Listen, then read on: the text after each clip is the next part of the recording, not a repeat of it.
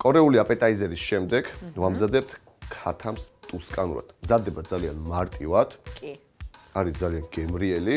ნებისმიერ მზარეულს შეუძლია რომ მოამზადოს. იწვება ქათამი, მზადდება соуსი სპეციალური და მე რა თქმა უნდა იტალიური პარმეზანის ყველი. ქათამს დავამუშავებ მე, რომ გამოვიყენებ ფილეს. ხო. მოვაშორებ ზედმეტ ცხიმებს, უფრო კარგი რო იყოს, ესთეტიური რო იყოს. კი. სანამ ვახო დაჭრის ქათმის ფილეს, მე დავიწყებ соуსის მომზადებას. ეს არის ბეშამელის მსგავსი соуსი, ძირითადად ნაღებით მოვამზადებთ, უფრო მსუყე იქნება, საკმაოდ დამანაყრებელი კერძი გამოგვივა, მაგრამ ძალიან ლამაზი და ძალიან გემრიელი. დავიწყებ. პირველ რიგში კარაქში უნდა მოვშუშოთ დაბალ ცეცხლზე ხახვი და ნიორი. შუაზე გადავჭრით ქეოფილეს, ხო? მალე რომ მომზადდეს უფრო. ეს პორცია ეყოფა დაახლოებით 6 ადამიანს. კი. 6 მშიერ ადამიანს. მშიერ ადამიანს, კი. ხახვი. დავიწყებ ქათმის შეწყვას. ცოტა ზესუმზირის ზეთი, უფრო გემრიელი რომ გამოვიდეს ტუსკანურად შემწვარი ქათამი, აუცილებლად გჭირდება კარაქი. დაახლოებით 30-50 გრამი ისე. დაველოდები კარაქის გადნობას. მე უკვე ხახვს გადავიტან ჯამში. სადაც კარაქი კარგად დუხს. ერთი პატარა თავი ხახვის. ამ შემთხვევაში მე წითელი ხახვი გამოვიყენე, მაგრამ ნებისმიერი ხახვით შეიძლება მომზადება. ტუსკანურ ქათამს ძალიან უხდება ჩერი პომიდორი და ისპანახი. ძირითადად მაინც ჩერი პომიდორის გამომშრალს იყენებენ, ხო? ჩვენ გამოვიყენებთ ახალს, ოღონდ გრილზე დაუბრაწავრო მაინც ეს. კი, დაბრაწული. გაუღვივდეს ეს გემო. დროს არ დავკარგავ. ქათამს დავალაგებ. თან გემრიელი კერძი გამოვა. თან მომწონს ის, რომ შედგება მარტივ ინგრედიენტებისგან, მაგრამ საკმაოდ ისეთი დიდარი გემო აქვს და ძალიან მართლა გაჯერებულია, აი ამ თუნდაც დაბრაწული პომიდრით, ისპანახით, პარმეზანი ხო ძალიან უხდება საერთოდ. მე ცოტა კარაქს კიდე დავუმატებ, ანუ დაახლოებით 50 გრამი კარაქი დამჭირდა, ერთი თავი ხახვი და დავუმატებ 3 კბილ ნიორს. გამოსავალში მე პილპილი მოვაყარე, ცოტა როზმარინს გავუკეთებ. გამოვიყენებ როზმარინის ფოთლებს, წყალს გადავავლებ. ზემოდან მოვაყრე. ცხიმს გაუჩნდება როზმარინის გემო.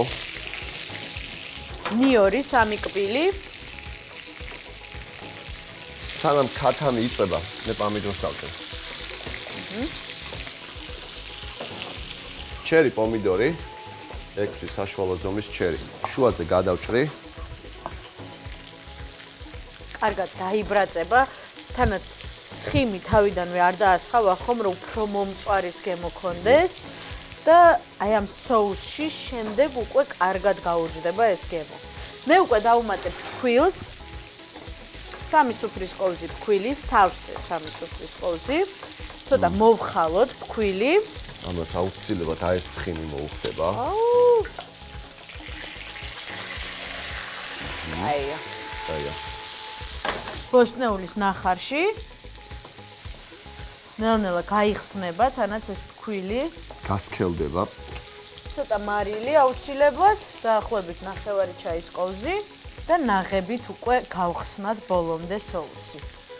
ამასაც ნელა-ნელა ვასხავთ. ავიღებ სათქვებს, რომ ფქვილიც კარგად გაიხსნას.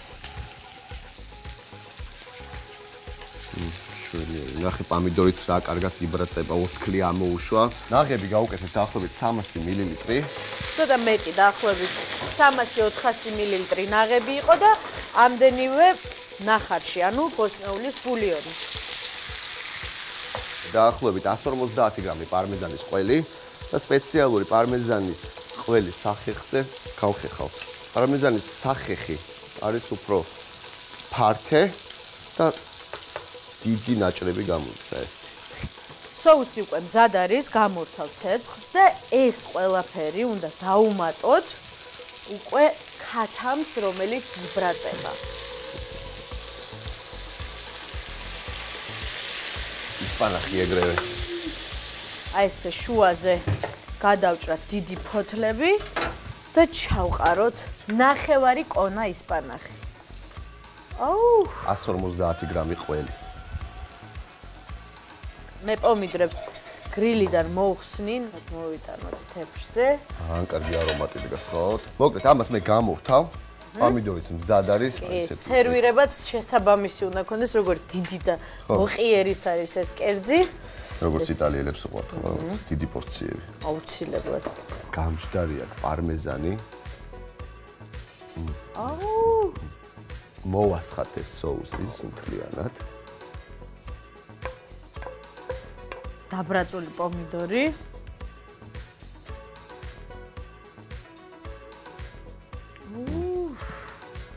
ცოტა პაპრიკა, ტკბილი პაპრიკა.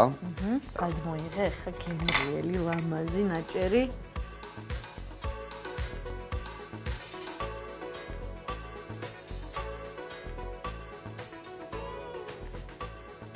ქათამი აშკარად ძალიან რბილად იჭრება. ო, соуსი.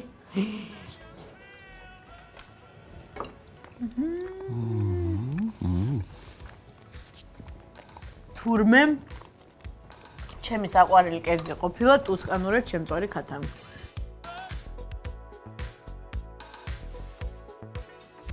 ქათამი ტუსკანურად ნარღების და პარმეზანის соусით. დაგჭირდება 500 გრამი ქათმის ფილე, პარმეზანი 150 გრამი, 200 გრამი ისპანახი, ჩერი პომიდორი 200 გრამი, კარაქი 30 გრამი, 30 მილილიტრი ზეთი, როზმარინის ფოთლები, შავი პილპილი გემოვნებით. соусისთვის დაგჭირდება 1 თავი ხახვი, 3 კბილი ნიორი, 50 გრამი კარაქი, ნაღები 400 მილილიტრი, ქათმის ბულიონი 300 მილილიტრი, ქვილი 3 სუფრის კოვზი და ნახევარი ჩაის კოვზი მარილი.